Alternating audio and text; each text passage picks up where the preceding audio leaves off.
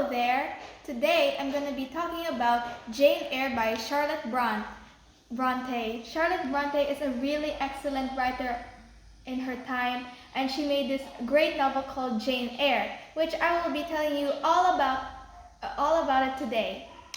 So Jane Eyre was an orphan girl, and she was adopted by her uncle when her parents died of typhus. But eventually her uncle died as well, and she was left in the care of someone named Mrs. Reed. Mrs. Reed wasn't really a kind woman at all. In fact, she was very cruel and strict to Jane.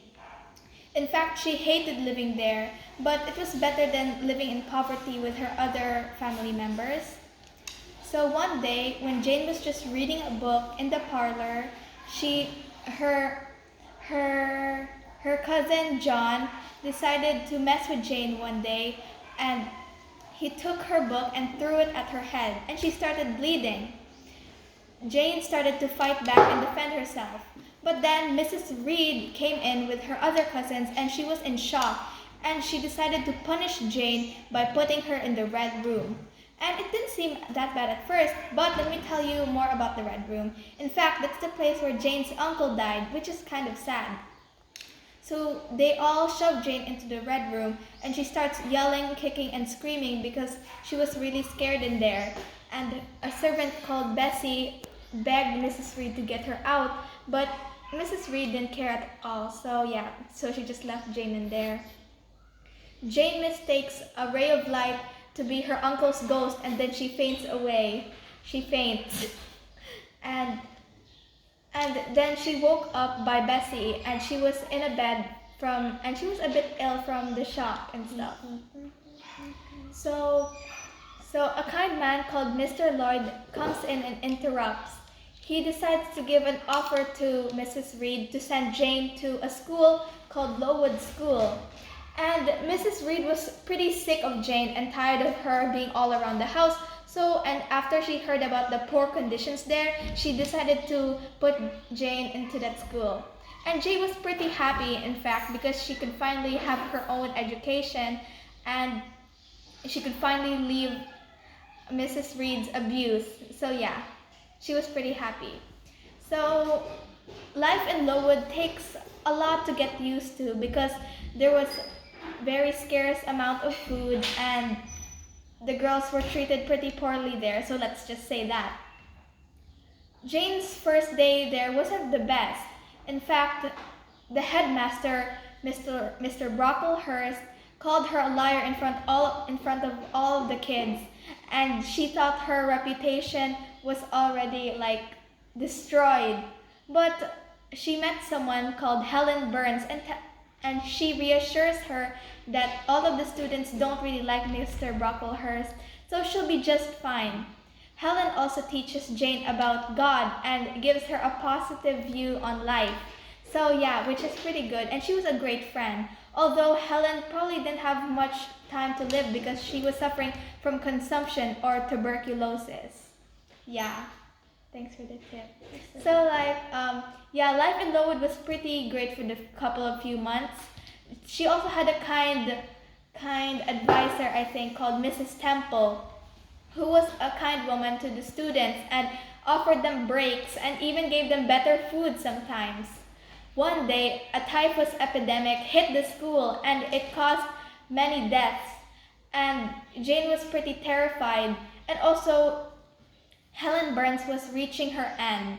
Jane decided to sleep with her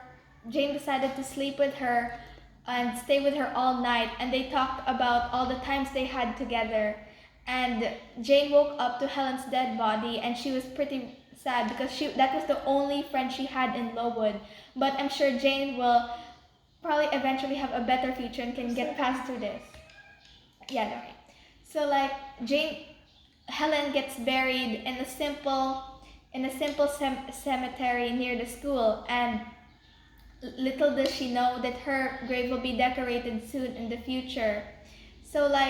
Jane's life in school got better because Mr. Brocklehurst got fired after people hearing about the very bad conditions of the school, and Lowood School became pretty much better after that. Jane graduated from there, and she became a teacher there for 2 years. But after Miss Temple married and moved away, she decided it's time for some change in her life, and she decided to become a governess. And she eventually secures a position at Thornfield Hall. But before she heads there, a maid from Gateshead called Bessie decides to pay Jane a visit, and a lot has changed over the years. So Jane's now 18, by the way, in this. And Bessie tells all about what's happening in Gateshead right now. So basically, Georgiana and Eliza, Jane's other two cousins, basically hate each other after Eliza ruined Georgiana's marriage. And also, John is not a really good person because he decides to waste all of his money, all of his mother's money, and decides to threaten her if she doesn't give him any more. So yeah, that's life at Gateshead, but she wants to know more about Jane now. So Jane tells Bessie about all of her life at Lowood and how she had a tough time, but she's gonna find a new job as a governess. And Bessie's pretty pleased. Oh, by the way, one fun fact, she also named one of her children from Jane as well, Yeah. So Jane arrives at Thornfield Hall and she's greeted warmly by a woman named Mrs. Fairfax. She's going to be tutoring a girl named Adele, who is Mr. Rochester's ward. Mr. Rochester is actually the owner of the Thornfield Hall house thing. Yeah, okay? So Adele's first lessons go pretty well. Well, sometimes she might not be the most cooperative student, yet Jane still really likes her. One day, Jane's awake at night because she hears some weird noises around Thornfield Hall, and Mrs. Fairfax excuses it as Grace Poole's doing. She seems really weirded out by her but doesn't pay much attention to it. One day, Jane's out strolling around in the pathways, and she sees a man fall out of his horse and sprains his ankle. Jane offers help, but the man says no. But once he finds out that she's a governess at Thornfield Hall, he starts quizzing her on stuff like who's the owner, but Jane doesn't really know much about him yet. So Jane offers some help and decides to go back. Once Jane reaches the house, she's pretty weirded out because she sees the same dog as she saw on the road before from the man who slipped from his horse. And turns out, what a surprise, it was actually Mr. Rochester. He finally came back from his business thing, and Jane's pleased to meet him. While he's pretty moody at the start and kind of mean to Jane at first, they eventually grow closer and they eventually become nicer to each other. Yeah. So after that, one day, Mr. Rochester decides to go out for business one day and invite English aristocrats to his place. And one of them is Miss Blanche Ingram, who supposedly is the one that Rochester is set to marry. So once they arrive at Thornfield Hall, Jane sees Blanche, and yes, she is very pretty, but her attitude really is the opposite. She notices that Blanche has a really weird attitude and not as nice as she thought it would be. She also talks bad about Jane and Adele, which makes her a bit cross. So yeah, and then suddenly another guest arrives. His name is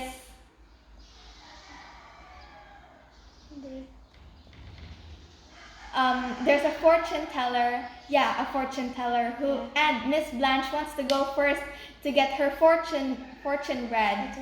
Yeah.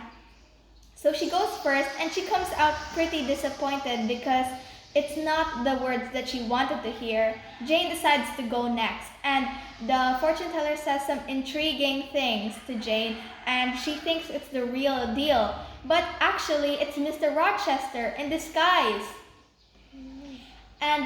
And let's reveal what he says to Blanche later on in the story. So yeah, another man pays a visit, and he's from Jamaica, by the way, but I kind of forgot his name. So, but he's a really important character in this story, though. Oh yeah, it's Mr. Mason. It's Mr. Mason. Yeah, I finally remembered. So he decides to pay a visit, and Jane tells Mr. Rochester about his surprising visit. And Mr. Rochester gets a bit terrified. Yeah, he gets a bit terrified, but he decides to like shove it off. So one night, Jane hears some screaming from like the basement, and Mr. Rochester tells Jane to come follow him. It's Mr. Mason. He got stabbed, and he got mauled by someone. Is it Grace Poole again?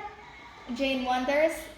Mr. Rochester decides to find someone to bandage him up, and he tells them not to say a single word. Jane agrees. Jane bandages him up, but she's terrified because is Grace Poole about to attack her next? Who knows? So after that, Mr. Mason gets all back into shape, and he decides to go back to where he came from, and he tells Mr. Rochester to take care of her, and Mr. Rochester says he will. So one night, Mr. Rochester is sleeping, and Jane smells smoke in the hallway. She decides to rescue him from a fire, and he thanks her deeply. Jane wonders what caused this fire, and Mr. Rochester just says, it's Grace Poole's doing again. And Jane wonders why she hasn't got fired yet, because all these weird doings, the laughing in the hallway at night, now burning in his bed, well, almost. Jane wonders what's this mystery all about, but let's later on with that. So let me tell you what was the secret Mr. Rochester said to Blanche. It was actually, So one day, Jane and Rochester are out walking, together, and Mr. Rochester asks Jane for her hand in marriage. And Jane says, really? But I thought you were set to... Wait. I thought you were set to marry Blanche Ingram. And Jane was like, wait, that's in the future. Okay. So Jane gets a letter from Gateshead, and it's that Mrs. Reed is dying because of a stroke, because John killed himself after realizing he will never get a successful life. Jane decides to ask Mr. Rochester for leave, and he agrees. Jane goes there, and she meets her abuser, Mrs. Reed. Mrs. Reed apologizes for what she's done to Jane, and also reveals that she had a letter from her uncle from, I think, her father's side 7 years ago, when Jane was 11, that he wanted to adopt Jane and send her somewhere, but Mrs. Reed, out of spite, said that she was dead and died from the typhus epidemic in Lowood school. And Jane was in utter shock because she could have had a better life, but she brushes it off and hopefully thinks it's not that late anyway. She also stays there at the Reed's residence for just 1 month to help Georgiana and Eliza, her cousins, get, set up their future and stuff. Georgiana marries a wealthy man, and Eliza becomes a nun. So yeah, that's their story. Once Jane comes back to Thornfield Hall, she wonders why there isn't many decorations set for Mr. Rochester and Blanche's proposal thingy. But Mr. Rochester reveals that he never liked Blanche. She was just a gold digger anyway, and he had no interest in her. The only interest he probably had in her was their social status and stuff, but really that's it. Mr. Rochester reveals that he was actually the fortune teller and told Blanche that he wasn't that Mr. Rochester, wasn't as wealthy as wealthy as she thought he was, and Blanche loses a lot of interest in him.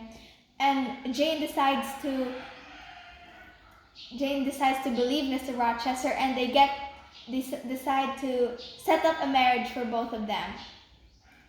They rush to the wedding, and they are about to say their vows until someone interrupts. Mason. It's Mr. Mason and Mr. Briggs. Yeah, Mr. Briggs is a lawyer and says that this marriage cannot be possible because Mr. Rochester is already married. Jane was in utter shock, and Mr. Mason revealed himself, and he said that he has a sister called Bertha Mason, and Mr. Rochester and her got married in Jamaica years ago. She's living in Thornfield right now, and Mr. Rochester doesn't deny it. In fact, he tells all the guests, well, not much, he tells all the guests to come to Thornfield Hall and meet his wife. Bertha Mason was quite not normal, let's say, and she attacked Mr. Rochester at first sight. Jane was pretty shocked at this sighting, and it explains, and guess what? Grace Poole was there as well. So apparently, it wasn't Grace Poole's doing that set Mr. Rochester on fire. Grace Poole was actually just a servant who was paid to take care of Bertha. So this was a huge eye-opener for Jane after hearing this truth. A couple of days passed, and Mr. Rochester begs Jane to forgive him and that they can get a marriage again. Yeah, and also Bertha ripped Jane's veil 2 nights before the wedding. That's one fact that I forgot to say. And also, Jane decides that she does not want to be anyone's mistress and decides in a few days that she's going to leave Thornfield and head out to somewhere to probably start a new life. Jane's devastated because she really loved Mr. Rochester and couldn't believe that he could do this to her. She would rather live a life of poverty than have a sinful life with him. So yeah, Jane decides to go on a carriage and use up all her money just to go somewhere far. Eventually, she runs out of money because she left her luggage in the carriage. And she has to wander out and she decides to start begging. But eventually, God decides to bless Jane and give her some hope because she lands in a place called Moore House, and she meets the river siblings, Mary, Diana, and St. John, or St. John, but apparently it's pronounced St. John. And they take her in, and they ask her all about her identity and where she came from, and they decide to take care of Jane. And also, Jane doesn't really answer these questions because she wants to have privacy and stuff. So she faked her name as Jane Elliot for now. She bonds with Mary and Diana, the 2 sisters, and they all have fun together, and St. John decides to find Jane a job. Yeah. A month passes, and Jane asks for her job, and St. John says that he's found a job for her long ago, but she was too busy bonding with Diana and Mary that she decided not to tell her. But later for that, Jane's job is a teacher in a nearby school. It's a humble position, but it comes with a cozy house and decent pay. So Jane's pretty satisfied with that, though she still really misses Mr. Rochester. So yeah, one day Jane decides to write a letter to someone, and St. John decides to walks in on her writing the letter and gets a bit shocked. He rips a piece of paper and walks away. A little bit later in the afternoon, St. John says, "Are you Jane Eyre?" Jane says, "Yes, I am. How did you know?" In fact, Jane wrote her name without the Elliot, and now St. John knows her true identity. In fact, one of their uncles just died and gave £20,000 to a mysterious relative whose last name was Eyre, and Jane was it. Jane was the relative. Jane was really happy and decides that Mary and Diana and St. John can quit their jobs, and she will split 5,000 each to all of them, and they could live a happy life in Moore House. But St. John doesn't agree because he wants to fulfill his life as what does he want to be again? A pastor in India, yeah. So Jane agrees. So one day, Jane is out walking with St. John, and St. John asks Jane to marry him because he wants a partner and thinks Jane would be the perfect fit. And by the way, St. John, Mary, and Diana, and Jane are all cousins, and apparently that was kind of normal at the time to marry your cousin, but so yeah. And Jane almost agrees, but realizes St. John isn't the one she loves and it's Mr. Rochester, so she refuses. One night, she gets a dream that Mr. Rochester is calling her name, and so she decides to go all the way back to Thornfield Hall, and she was in utter shock because Thornfield Hall was burnt to the crisp. And Jane wondered and asked the locals around there where Mr. Rochester was living and how was he. A person tells her that Mr. Rochester is completely fine except that he lost his vision in one eye and he lost a hand as well. Jane decides to go to the place where Mr. Rochester was living. He was living with 2 servants, and they both let her in after knowing her name. Jane explains everything to Mr. Rochester and that she would never leave him again. Mr. Rochester is just really happy to meet Jane again, and they both go a stroll in the fields. So Jane tells Mr. Rochester all about what's happened when she left Thornfield. She skipped the begging part, of course, because she didn't want Mr. Rochester to worry, but she said that she met her cousins and that she inherited 20,000 pounds from a relative of hers. Mr. Rochester, she also tells about St. John's proposal and Mary and Diana. Mr. Rochester gets a bit jealous, but he shoves it off. So eventually, the both of them marry, and don't worry guys, it wasn't ruined by Mr. Mason again. So yeah, 10 years passed into the future. Jane bears a son, and Mr. Rochester gained his vision again right in time just to see his newborn son. So yeah, that's the story of Jane Eyre for you. It's a really good story, in fact, and also I want to explain why Jane fell in love with Mr. Rochester. It's actually because Mr. Rochester provided a space for her to share her opinions, which wasn't provided with Jane in the past. So yeah. So Jane fell in love with Mr. Rochester because of that. And also I want to talk about Adele's origins and stuff. So Mr. Rochester had a mistress who was a famous singer at that time, and